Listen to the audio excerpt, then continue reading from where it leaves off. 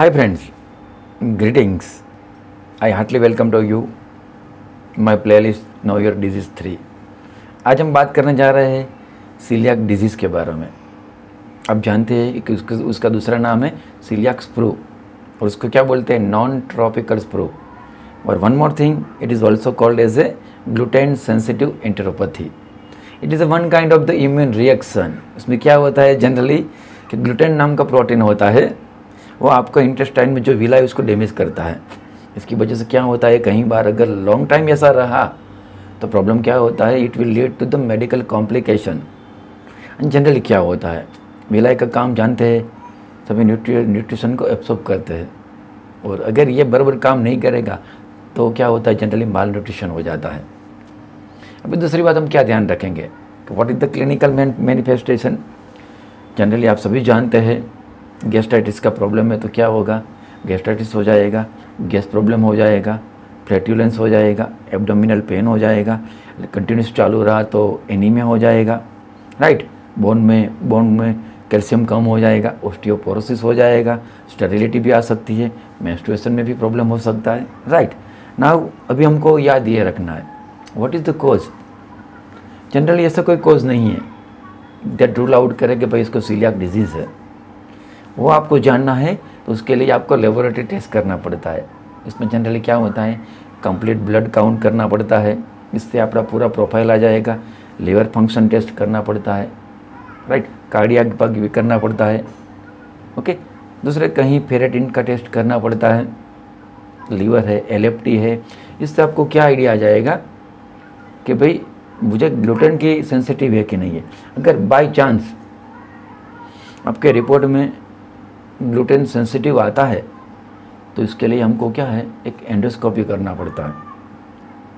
Endoscopy इसलिए करना पड़ता है क्योंकि कितने साल से आपको सीलियाक डिजीज़ आपको मालूम नहीं है, और आपके इंटेस्टाइन में कितना डैमेज हुआ है वो भी आप जानते नहीं हैं। इसलिए अगर कोई ज़्यादा मेडिकल कॉम्प्लिकेशन नहीं हुआ है, इसके लिए हम क्या करते, एंडोस्कोपी करते और उसमें से टिश्यू लेते हैं और लैब में भेजते हैं, जिससे हमको आइडेंटिफाई हो कि ये सीलियाक डिजीज़ ने आपको ज़्यादा नुकसान किया है कि नहीं किया है, या कैंसर है कि नहीं है, राइट। तो this is the way to rule out the celiac disease.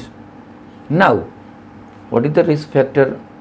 Generally ऐसा तो कोई साबित नहीं हुआ है कि रिस्क फैक्टर है, हाँ, लेकिन एक हमारे पास रिसर्च स्टडी हुई है। इसमें क्या होता है कि जो लोग ज़्यादा स्ट्रेस लेते हैं या ऐसे ज़्यादा इवेंट्स है, कोई बड़ा ट्रॉमा हुआ है या प्रेगनेंसी है, उसकी वजह से ये हो सकता है।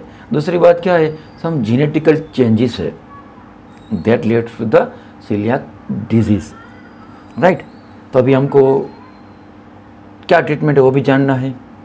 जैसे इसमें क्या प्रॉब्लम होता है कि ग्लूटेन सेंसिटिव है, तो आपको ट्रीटमेंट में क्या है, जिसमें ग्लूटेन नाम का प्रोटीन है, ओके, वो आपको नहीं खाना है, उसको अवॉइड करना है। एग्जांपल में मैंने बता दिया, व्हीट है, बार्ली है, कहीं ग्रेन्स है, उसमें क्या है, ग्लूटेन की मात्रा ज़्यादा होती है, इसकी वजह से आपको सेंसिटिव होती है। तो आपको ऐसे फूड है उसको अवॉइड करना है। दूसरी बात क्या ध्यान रखेंगे कि कहीं मेडिसिन है या कहीं मार्केट प्रोडक्ट है, एग्जांपल टूथपेस्ट है, उसमें क्या है, कंपनी वालों ने ग्लूटेन डाल दिया होता है। तो आप जब मार्केट से ये परचेस करेंगे तो आपको ये आइडेंटिफाई करना है कि इसमें ग्लूटेन है कि नहीं है।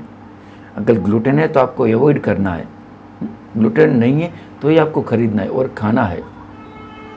अगर कंटिन्यूस आपने 1 साल तक ऐसी ट्रीटमेंट लिया, ग्लूटेन फ्री डाइट लिया, फिर भी आपको ये डिजीज़ है, तो उसको हमने नाम दिया है रिफ्रैक्टिव ग्लूटेन एंटेरोपैथी। और यहाँ एक क्वेश्चन आएगा कि अगर मुझे ग्लूटेन एंटेरोपैथी है तो मुझे कैसे पता चलेगा, राइट। क्योंकि कई लोगों को ग्लूटेन एंटेरोपैथी होती है लेकिन उसको खुद को पता ही नहीं होता है कि मुझे है। कब पता चलता है, जब बाय चांस आप बार बार ये चीज़ खाते हैं, ग्लूटेन वाली, सेंसिटिव वाली, उसके बाद आपको डायरिया होता है, एब्डोमिनल पेन होता है, ब्लोटिंग होता है और रिएक्शन आता है, तो आपको क्लियर कट डाउट हो जाना चाहिए कि भाई ये जो चीज़ें इसमें ग्लूटेन है उसकी वजह से मुझे क्या हो रहा है, सेंसिटिव हो रहा है। उसके बाद आप ब्लड टेस्ट करवाएंगे, लेबोरेटरी करवाएंगे, अगर उसमें आया तो आपको मानना है कि आपको ग्लूटेन एंटेरोपैथी है। आई होप दोस्तों अपने डिजीज़ को एंजॉय किया होगा। इसके बाद मैं इसी डिजीज़ के ऊपर MCQ बनाऊंगा और आपको अपलोड करूंगा।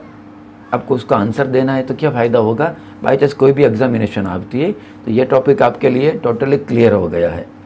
Now I hope you enjoy the video. See you soon with the new topic in know your disease.